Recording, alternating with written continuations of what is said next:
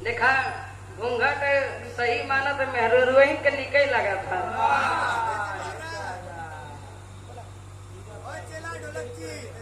और बड़े ही सम्मानित आप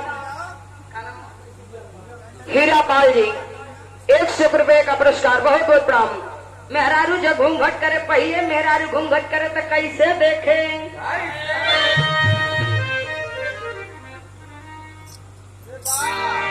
सुत गई लगा हो दूसर की घूंघट करी तो कैसे देखी। बाल बसंतिया तनी होश मेरा। और आजकल मेहरारू घूंघट करेली तो कैसे देखेली, का हो बड़को कुछ चाहिए का? हाँ तलवा अंडा चाहता यार, वही खातिर बौरा नहीं है। तब मेहरारू गावे का गावे मास्टर, बड़े ही सम्मानित आप गणेशु यादव जी भी मालिक, आपकी तरफ से सुंदर पंखुड़ियों में बना हुआ पुष्पहार 100 रुपए का पुरस्कार भैया के बहुत बहुत प्रणाम, सब लोगों के बहुत बहुत प्रणाम। कहे का कहे मास्टर,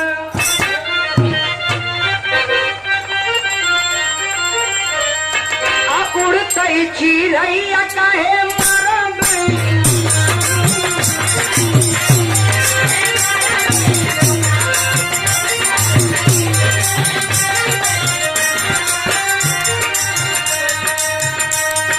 उड़कई चिड़ैया काहे मारा हो।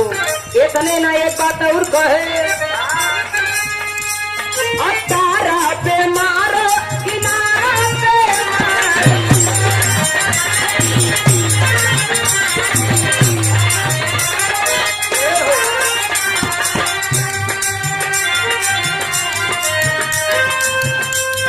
तारा पे मारो किनारा पे मारो,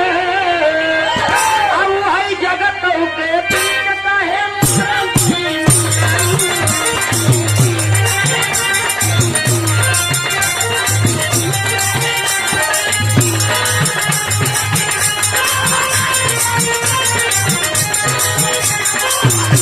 क्या बात है।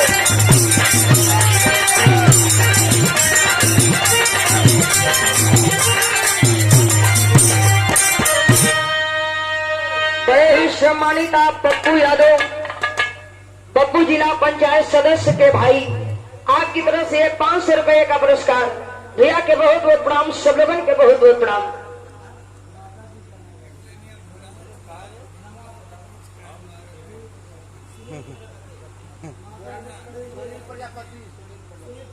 अरे सुनील प्रजापति जी 21 रुपए का पुरस्कार, बहुत बहुत प्रणाम।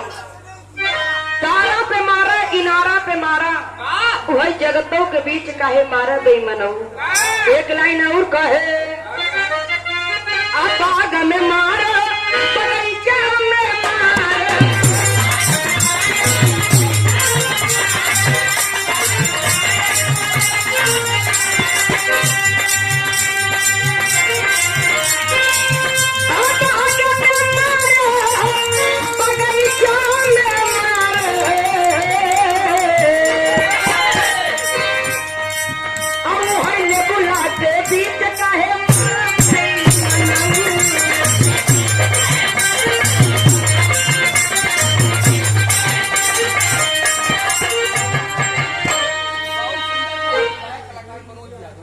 अच्छा बड़े ही सुंदर गायक कलाकार आप मनोज यादव मनसा की धरती से सुंदर पंखुड़ियों में बुना हुआ पुष्पहार और ये 500 रुपए का पुरस्कार देकर सम्मानित किए भैया के बहुत बहुत प्रणाम, सब लोगों के बहुत बहुत प्रणाम। बाग में मारा बगीचा में मारा, वही नेबुला के बीच काहे मारा बेईमानऊ।